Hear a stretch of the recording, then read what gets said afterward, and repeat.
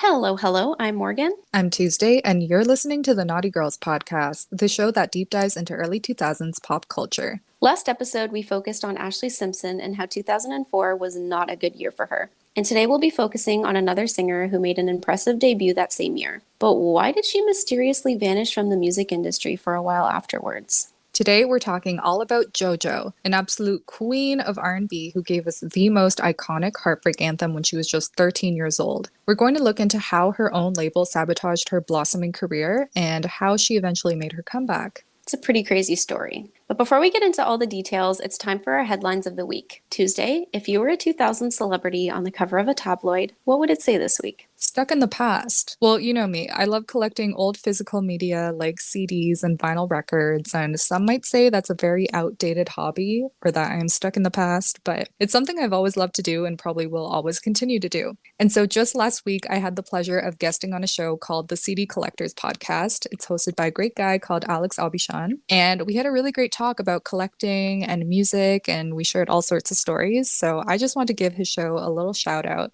And the episode went live last Monday. If anyone wants to go listen to it, yeah, just a special thank you goes out to Alex for supporting us naughty girls. Yes, absolutely. Now, guys, you have to go and listen to this episode. It was so good. Tuesday, you speak so well. It was such an interesting interview, and I personally loved listening to it. So, highly recommend going and listening to that episode. Aw, thanks, girl. Now, Morgan, over to you. If you were on the cover of a tabloid this week, what would the headline say? Mine would say back to basics. Let's hear it. So basically, the company that I work for has put in place a hybrid working situation. Okay. So my team works in the office every Monday now, which is great. I mean, I'm happy to be back and surrounded by my lovely coworkers, and it's nice to be able to, get out of the house once a week. But it's so funny to think back, like, this was just normal for us. We would go into the office every day and we didn't think twice about it. But now working from home for 2+ years, you get so used to your routine. And I work alone in my office. There's no one else home. So it's like dead quiet. And it's definitely different to be surrounded by people and to be working at a different computer. So it's definitely going to take some getting used to. But yeah, we're going back to the old roots of going into the office. At least going in once a week isn't too bad. Like you can ease into that schedule. All right. Well, shall we get into today's episode? Let's do it. Get out right now. It's the end of you and me. It's too late now. I can't wait for you to be gone. JoJo was born Joanna Noelle Levesque on December 20th, 1990 to a musical family. Her dad Joel was a blues singer and her mom Diana was trained in musical theater and sang in a Catholic church choir. So it's no surprise that JoJo started singing when she was just 2 years old. After her parents divorced when she was 4, JoJo was raised by her mom in a one-bedroom apartment in Foxborough, Massachusetts. Diana cleaned houses for work, and she struggled to provide for them financially. Now, JoJo has been pretty open about her experience growing up in a low-income family and referenced it on her debut album in a song she wrote called Keep On Keeping On. 4 kids pouring cold water in this cereal, secondhand clothes, surviving is pivotal.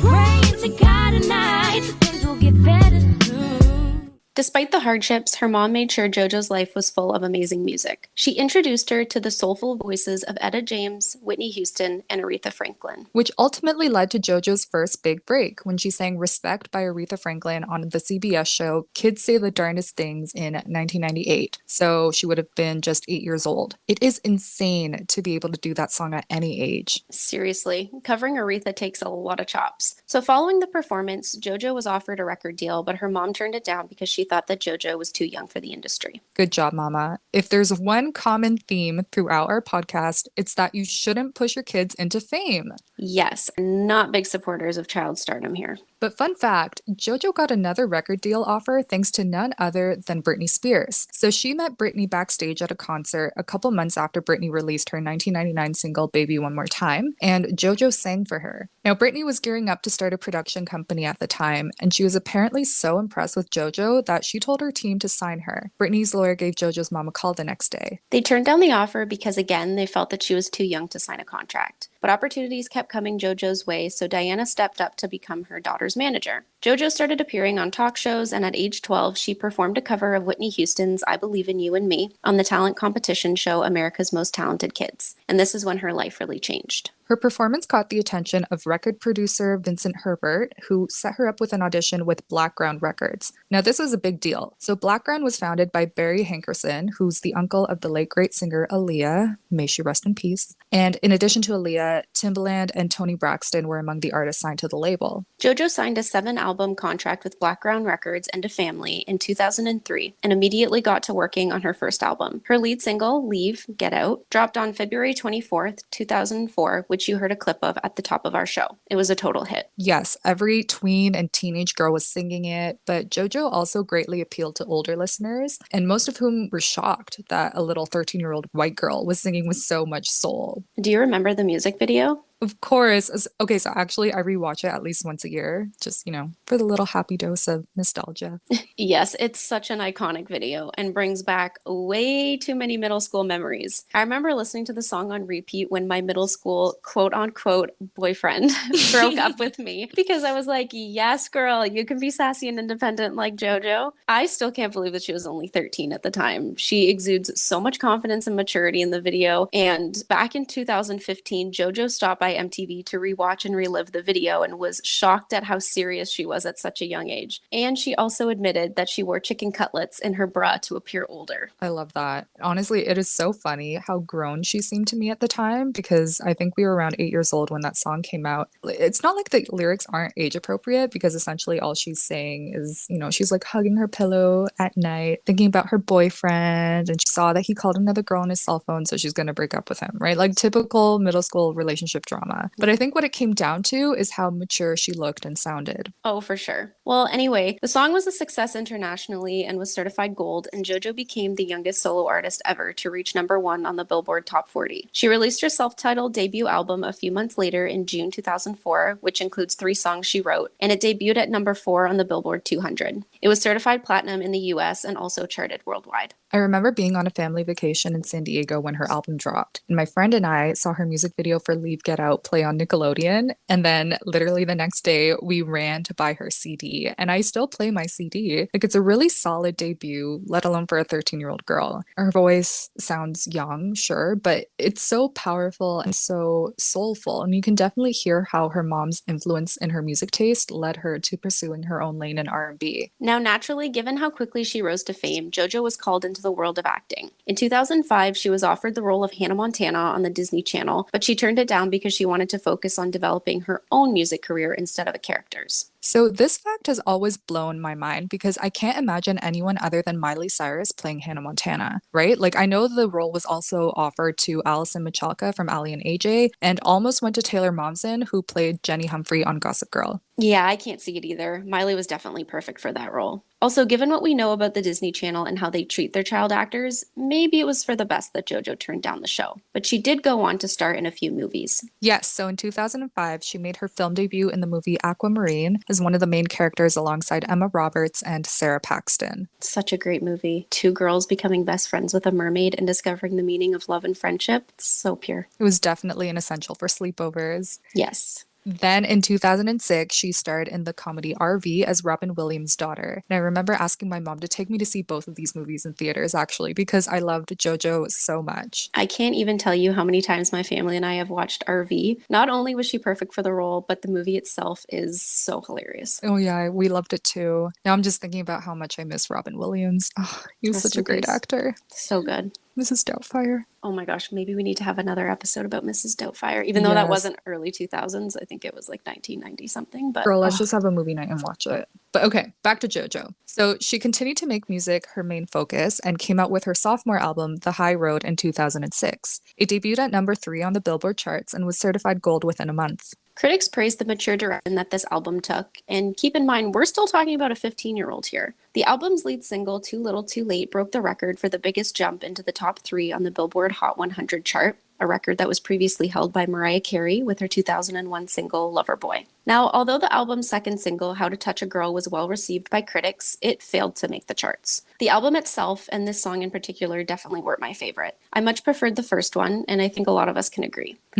Although, after listening to How to Touch a Girl again so many years later, the song definitely emphasizes how amazing her voice is. Again, we've said it so many times, but very soulful. After her second album, JoJo took her time to work on her follow-up project. She was quoted as saying she wanted her fans to hear the growth in her music. In an interview with SheKnows.com in 2008, she hinted that she'd release an album called All I Want Is Everything by the end of that year, if not then in early 2009, and that she'd drop a single in August 2008, but that never happened. What was released that August, however, was a made-for-TV movie starring JoJo called True Confessions of a Hollywood Starlet. JoJo also posted a cover of a T-Pain song on her YouTube channel, which wasn't intended for her album. Fans were left confused because there was no word on why the release of her single was scrapped. Almost a year later, in June 2009, JoJo took to YouTube to let her fans in on what was really going on behind the scenes. She said she was still waiting for Blackground Records to secure a distribution deal to release her album because the label had lost its distribution deal with Universal Music Group. Now, by August that year, 20 songs she'd recorded for the album were leaked online, and JoJo filed a lawsuit against Blackground for $500,000 in damages for leaving her music career in limbo. She wrote on her official blog, quote, "As you may already know, my record company has been going through a major transition, and unfortunately, all of the artists on the label have been forced to sit on the sidelines and wait. I exhausted every option and exercised much patience before reaching my final decision to file a formal complaint with the court." End quote. JoJo was released from her original contract in October 2009, and Blackground reached a new deal to distribute her album through Interscope Records, and yet nothing moved forward. It took JoJo a few years before she could shine a light on the industry politics that were preventing her from releasing music. In a 2015 interview with Vulture, she explained that within the first few months of her signing her record deal, she started hearing horror stories from other artists who used to be signed to Blackground. And after her debut, Vincent Herbert, that guy who got her the audition with Blackground, left the label without explanation, and JoJo felt like she had no one left there to vouch for her. She explained that because her contract required her to fulfill the 7-album obligation, she was basically stuck with them forever, so long as they weren't releasing her music. There was hope when Blackground got a new distribution deal with Interscope, but that deal soon fell apart. While JoJo was never given any concrete explanations as to why that happened, she said that she had her own theories. I think it's safe to say that the way this label does business seems extremely shady.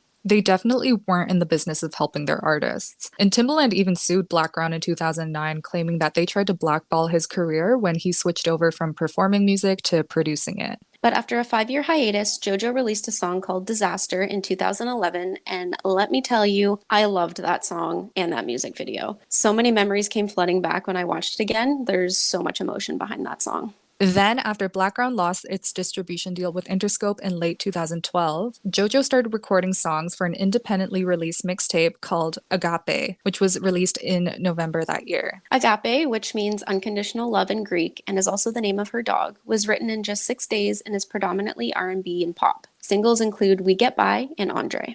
I think Andre is one of the best songs that she has ever released. I was so quick to download that mixtape, and I still listen to it to this day. And just like how you felt when she made her comeback with Disaster, for me, this mixtape brought back so many emotions and brought back the love that I had for JoJo when I first got into her music. And I think Agape really reminded people of the enormous talent that Blackground had been gatekeeping. In July 2013, it was reported that JoJo sued Blackground again for irreparable damages to her professional career and invoked the New York state law that protects minors from signing contracts that exceed 7 years. Legally, she should have been allowed to break free from her contract in 2011 after signing with them in 2004. This whole situation makes me so mad. It's really hard not to think about what JoJo's career could have looked like today if she had been able to build on the momentum she gained in her early years. Regardless, in the end, both JoJo and Blackground agreed to drop the case because they settled outside of court. And in January 2014, it was announced that JoJo was finally free from the label. Yay! Yay! Oh my gosh, finally, after such a long and painful battle. Then things started looking up for JoJo. She quickly signed with Atlantic Records and finally released her 3rd album, Mad Love, in October 2014, 10 years after her first album. She was only with Atlantic Records until 2017 before she announced she was leaving and launching her own label called Clover Music in conjunction with Interscope and now with Warner Records. Also, since Blackground never actually signed proper contracts with streaming platforms or digital stores, for a while, JoJo's first 2 albums weren't available on Spotify or Apple Music. So then JoJo decided to take matters into her own hands. Yes, in 2018, she re-recorded and released her first and second albums, which allowed her to regain ownership of her music. She released the songs on Spotify so that fans could easily access her music and so that she was able to make some revenue off of her songs. Kind of similar to what Taylor Swift has been doing by re-recording her albums that are currently owned by Scooter Braun and Big Machine Records. But that's a whole other story.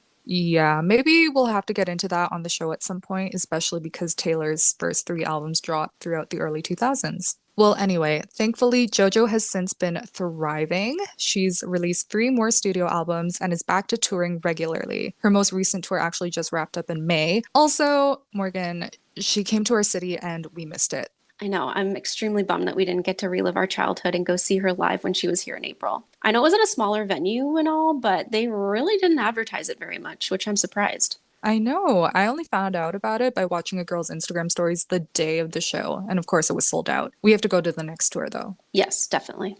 So, before we wrap up, I think it's important to note that last year, Blackground Records rebranded as Blackground 2.0 and released their artists' music on streaming platforms, including JoJo's. They also started reissuing physical copies of albums. I know I've seen people complaining in the vinyl community on Instagram about the rollout of some of these records, especially Aaliyah's. Well, JoJo took to Twitter to encourage fans not to purchase or listen to the original versions of her albums due to the absence of credited songwriting. And otherwise, you'd just be directly supporting the label that held her back for so many years. Too little, too late, Blackground. Tell 'em, girl. Well, that's all we have for today's episode. As always, thank you guys so much for listening. We would love and appreciate it if you connected with us on Instagram at Naughty Girls Pod, and we'll be back with a new episode in 2 weeks. Bye.